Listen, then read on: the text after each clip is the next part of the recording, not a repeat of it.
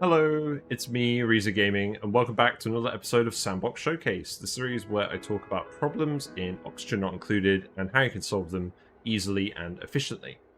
So today I want to talk about power, and more specifically transformers and how I like to use them to centralize my base's power production and consumption. So let's start with a brief overview on power.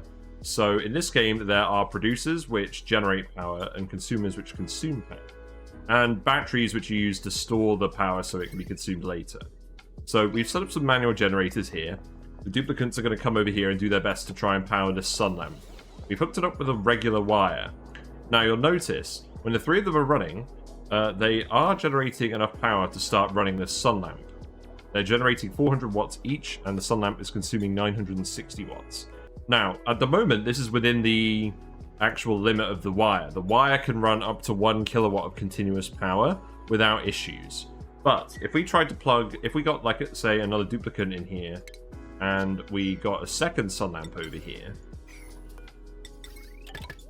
so if we try and run both of these, you'll see we're actually using more than 1 kilowatt of power, and the result is that this wire is going to overload.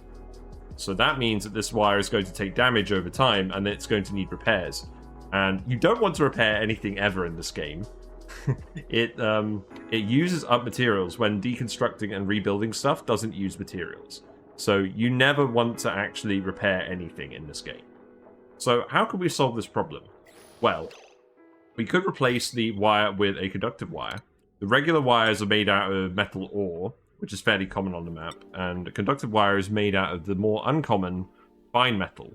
Now, if you have access to an oil biome, you can find lots of lead, and that is a material I would recommend making wires out of, because the low overheat temperature doesn't really matter. You don't want to build lead wires in a place where the temperature is going to get above the melting point of lead at about 340 C, but for most applications, lead wiring is totally fine. So now that we have the conductive wire, this has a limit of 2 kilowatts. So this isn't overloading at all. The duplicants aren't generating quite enough power to run both of these lamps at once. But the wire isn't breaking, which is good. Now, the issue is, what if we had 6 duplicants and they were trying to actually run 3 lamps? Well, as you can imagine, that would be more than 2 kilowatts, because it would be 6 times 400, which is 2.4 kilowatts. And then this conductive wire would start breaking. So what options do you have after that? Well, you do have the Heavi-Watt wire and Heavi-Watt conductive wire. The Heavi-Watt wire is made out of metal and requires 4 times as much metal ore as the regular wire.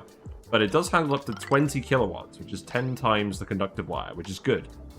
However, Heavi-Watt wire has a very significant Decor penalty. If we look here, the Decor overlay, you can see all of the Decor in this value is just terrible because the wire is presumably humming and annoying the duplicants. And the radius that it spreads out to is very large compared to a lot of buildings which have a relatively small Decor radius. So you can run Heavi-Watt wire throughout your base, but it's going to lower your duplicants' morale because their average Decor value is going to be much smaller than it otherwise would be. And there's also the fact that you can't actually have Heavi-Watt wires go through tiles. You can build tiles over regular wires just fine, but you can't build them over Heavi-Watt wires. So what you could do to get around the issue is you can build Heavi-Watt joint plates. So these can go here, and then, yeah, let me just find it here. So you can put that there, and then you can connect a wire into 2 different rooms without leaking gases or liquids. But again, that has a high negative Decor penalty. It also has a high run speed penalty. So if the duplicants are running over it, they're going to run slower over it, which is not ideal. There's also the Heavi-Watt conductive wire, which actually handles up to 50 kilowatts, and you're probably not going to use more than 50 kilowatts on most bases. But this is made of refined metal, and it takes 4 times the amount of refined metal as a regular conductive wire. It's 100 refined metal per segment. I wouldn't recommend using this in large quantities unless you dug out several oil biomes and you just have a huge amount of lead available. But that also has a Decor penalty. The penalty is slightly lower and has a slightly lower radius than the regular Heavi-Watt wire, but it's still not good. Generally speaking, you don't want to run Heavi-Watt wires through areas where your duplicants will frequently be going. Now, you don't always have to use these Heavi-Watt wires directly to power consumers. You can use transformers to hook them up to different power sources and power consumers so that you can switch batteries between each other. So what we could do is we could take the Heavi-Watt wire, we could run it along these generators, and then we could send it into a power transformer, and then have a conductive wire come out of the other end. And then that could power these without any issues. Or what you could do is you could actually have two transformers. You could remove this conductive wire, and you could actually put regular wires in. So if we have the Heavi-Watt wire coming up here, you can have regular wires come down here, and they can go to these different power consumers. And then these aren't going to overload because the transformers will only allow 1 kilojoule to flow through here at a time. So this lets you use regular wires without overloading them. But again, you have the issue of duplicants running through the area where the Heavi-Watt wire is and it causing issues. We also need to put a battery on this. But yeah, that's just to illustrate the point of what transformers do. There's also a large power transformer. I'm generally not going to talk about this too much. It's made out of refined metal and it limits the output flow to 4 kilowatts. Now you'll notice that 4 kilowatts is still above the 2 kilowatt threshold of the conductive wire. So if you try and do this with a conductive wire and hook this up to 4 kilowatts of consumers, you're still going to have a bad time and the conductive wire is still going to overload. So it's not overly useful. You would still need the regular transformers to take it off and split it up into conductive wires. So for the most part, I don't generally recommend using this. Let me know in the comments if you'd like to use a large power transformer for anything, or whether you just use the mod that limits it to 2 kilowatts. So what I'm going to talk about today is how do we organize our transformers, our batteries, our power producers, and our power consumers so that we're not running loads of expensive and unsightly Heavi-Watt wire throughout the entire map. So I'm going to show you how I like to centralize it so I can control what all of my power sources are doing, automate them as needed to suit different requirements, and keep it all in a nice confined space that your duplicants can access if needed, but it isn't generally going to be an unsightly eyesore in terms of decor as the dupes try and go about their normal day. So, we've left a large vertical column up here. Generally, I like to do this as a column. So, we're going to have a ladder go up here. Let's just say this is an access ladder that your duplicants are using to go through the map. We can put a fire pole here as well. That's not really an issue. So this is the way that your duplicates are going through to access the map. So there's a few quirks about trying to do this with Heavi-Watt conductive wire and regular Heavi-Watt wire. I'm going to assume that when you're doing this, you've dug out a few oil biomes. Like we've got an oil biome over here that's full of lead. In this case, it's all cracking because it's loads of high-pressure oil. There's lots of refined metal here. I'm going to assume that you've broken into a few of these oil biomes and you've got a large amount of lead so that you're not going to run out of materials building this. We'll talk about the Heavi-Watt conductive wire build first, and then we'll do a very similar build for the regular Heavi-Watt wire. 5 tiles of Heavi-Watt conductive wire, 4 tiles gap, and then the access shaft. And then we seal this up here.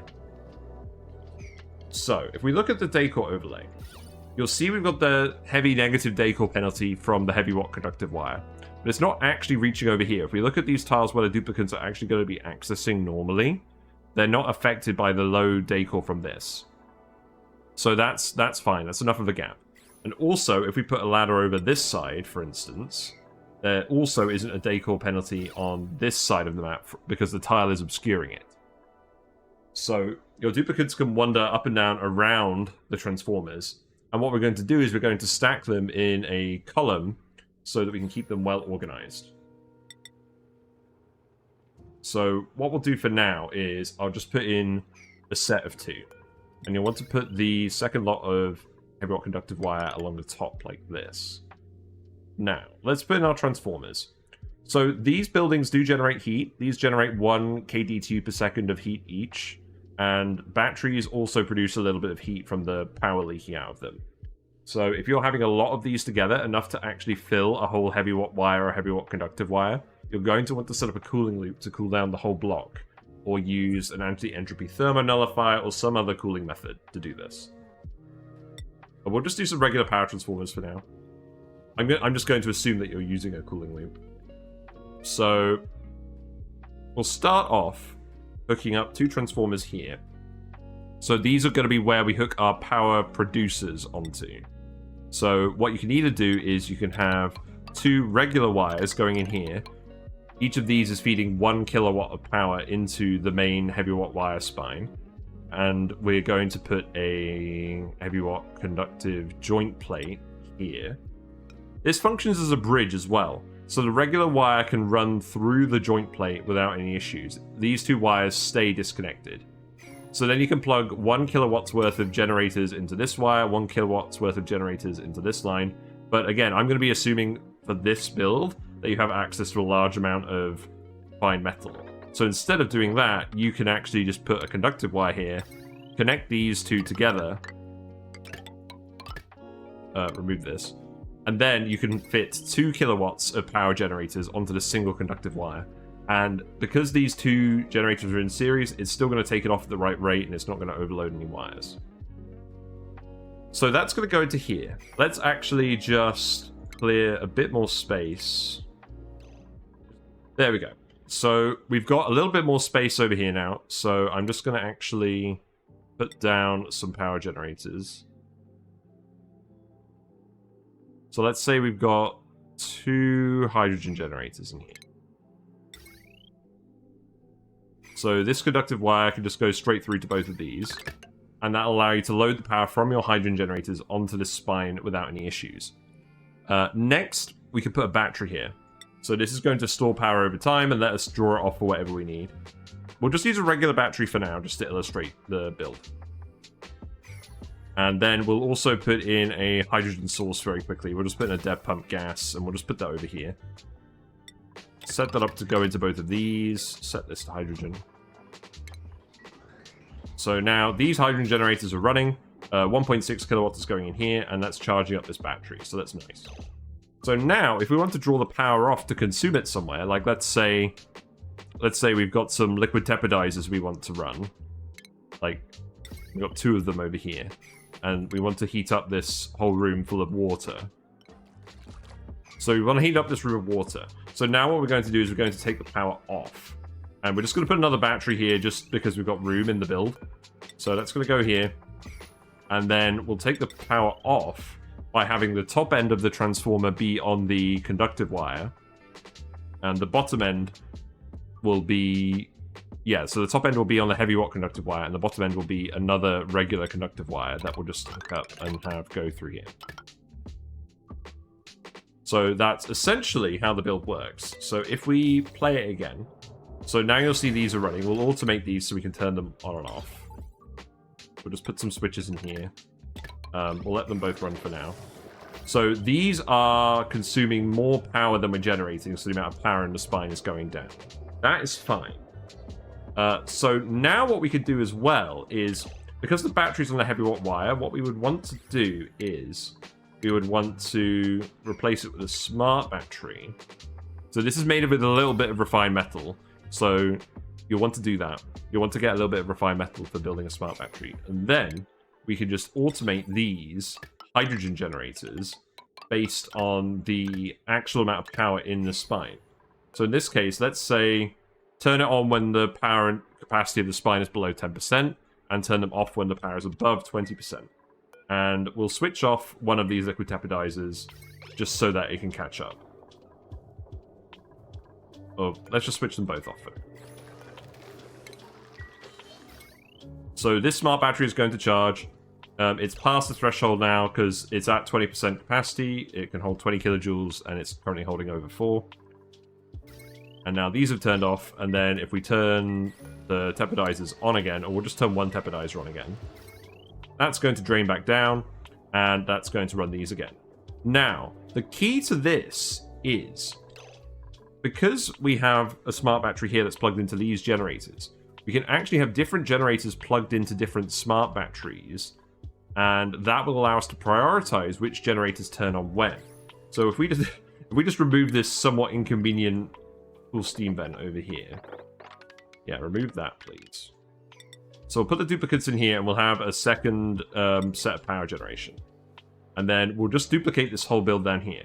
So what I like about this build is you can stack it as high as you want, up to the point where it fills the conductive wire. Because all we need to do to duplicate it is put another heavy-watt wire joint plate here, or conductive joint plate here. You can just repeat the build like this. So that can go down here, and then this just goes down to the bottom. We do the row of 5 here. We do the row of 5 at the top as well. And you can just repeat this pattern all the way down. And you can just copy and paste the transformers in the different locations. And again, you can put as many batteries on here as you want. If you don't want this many batteries, you can just put something else in that gap. But I just like having a lot of excess power stored up just in case of an emergency. So now we can also feed on the power from these duplicants here. So I can go into this separate one. So now you're going to run on this, and we're going to hook up another set of tepidizers as well. So let's just get up to about 4 kilowatts of power drain on this spine. We'll just put some more water in as well. You know what? This one could be brine. That sounds good to me. And then again, we can just connect these straight into the transformers here. No issues. So we'll run those. You'll get back to work. You're not running. Why are you not running? Okay, now you're running. Okay, that's good. So all the batteries are charging up. Because all 4 of these tepidizers are on at the moment. Okay, actually I lied. 3 of these tepidizers are on. So the power draw is about 2.88 kilowatts. And we have 3.2 kilowatts of generation. So the power is going up. Provided that these duplicants continuously run. So the battery, again, is going to kick in. It's going to tell the hydrogen generators to turn off when we get above 4 kilowatts of 4 kilojoules of stored power. So there you go. Now that's turned off. That's draining again. And then they're going to kick back in. Now, having the duplicants on the wheels is not perfect because they're getting kicked off every time these kick in. But what we can do instead is we can have, let's say... Yeah, let's just remove this. Okay, so we're back. We've replaced the lumber generators with coal generators, and we've got Hassan to fill them up with large amounts of coal. And what we've done is we've set them up on the same conductive wire sort of setup that we have for the hydrogen generators up above, going onto their own separate set of transformers, loading the main spine. And then we actually have 2 different sets of automation wires. We've got an automation wire going down here, the coal generators, and an automation wire going over here for the hydrogen generators. And the reason we've done this is because we've actually set these to different thresholds so that the coal generators will kick in as a last resort if the hydrogen generators aren't producing enough power. So in this case, if we do this... So these hydrogen generators will kick in if the power is below 80 or is below 70, and they'll keep working until the power gets above 80. It's currently charging up, but now that we're above 60%, the coal generators have turned off and the hydrogen generators are generating the rest. However, because the hydrogen generators aren't able to actually power these 2 liquid tepidizers, because they're consuming about 2 kilowatts and these are producing about 1.6 kilowatts, eventually these coal generators are going to kick back in when this dips below 50%. So now you can see these have kicked in again. Because there's not enough power being generated by our main power source, the backup power source is kicked in. And it only needed to run for a little bit before this was topped back up as well. And then if we turn one of these off, then the hydrogen generators can take over and just power everything. So then they'll keep going, and the coal generators won't kick in for a while. So that way, we managed to set up 2 different power sources, and we managed to prioritize when they're each going to be used to produce power by connecting them to the main spine. Now, these often won't be right next to the spine like they are now. You'll have to take these conductive wires off to wherever the power generators are. You'll have to take the automation wires off to wherever the power generators are. It's important that you have the batteries on the Heavi-Watt wire bit, because if you have the batteries next to the generators themselves, it's not going to effectively prioritize stuff, because the power levels of the batteries will vary. The amount by which the smart battery is charged, if it's connected to the generators instead of the Heavi-Watt conductive wire, is going to be variable compared to the batteries on the Heavi-Watt conductive wire, because they're going to charge and discharge at different rates. So you can't automate these to reliably prioritize stuff unless the smart batteries are on the main power spine. So you will need to leave the automation wires over here, or at least that's my experience of it. So that's essentially what we're doing. So now if we take, so we've got the power producers, we've got the power consumers. You can build this facing the other way as well. It's not really an issue. So again, what we'll do is we'll just build 9 tiles over here. Right, so I'm back. We built the spine facing the other direction. So the wires are coming out to the right this time. Duplicants are accessing on the left. The build is functionally identical. The transformers are in the same place. The Heavi-Watt conductive wire is in the same place. The joint plates are in the same place. The only difference is that the port going into the batteries is always on the left of the battery, but it doesn't actually affect how the build works. So you can mirror this with confidence, and it's not going to cause any issues. Now, what you can do as well, because when we're stacking it like this, each block of 2 sets of transformers is effectively handling 2 kilowatts of power. So every 2 floors is handling 2 kilowatts of power. If you're trying to fill a whole Heavi-Watt conductive line, that is going to end up being 25 floors, which is going to be very, very tall. It takes up a lot of space on the map. So what you can actually do is you can have one ladder going through the middle of these, and then if your duplicants aren't going to be accessing the top over here, what you can do is you can actually close this off, and then you can send the Heavi-Watt conductive wire through the top. Now you will need to move some of these wires a little bit. So the top wires where you're passing the Heavi-Watt conductive wire through, you'll want to put some conductive wire bridges in. So that could just go like this. And then you can just actually take your Heavi-Watt conductive wire and you can lead it out this way. And then you can connect both sides of this spine. And I forgot to connect this. Okay, there you go. So now that's all connected. You can clearly see the Heavi-Watt line is in white, and the other lines are in purple, except for this one. Now, if we look at the Decor map again, so you'll see the ladder and the fire pole do not have any Decor penalties from the Heavi-Watt wire or any of the other power infrastructure. Over here, you are getting some penalties because this is where the wire is crossing. So you will want to put some Decor buildings in here to reduce that penalty if your dupes are actually going through this area. So let's say hypothetically they are, because you don't want to cut access off to your base through this whole bit. What you can do is you can just run a transit tube through here as well. But what I would recommend is getting some aeropods, making them out of diamond, and using them to fill the tiles. You can get rid of the Decor penalty pretty well by doing this, if your duplicants need to go through a little part. It's not perfect, but it will be good enough to make sure your duplicants aren't getting a heavy penalty if they're frequently going through this area. So that's what you could use this extra space for if needed.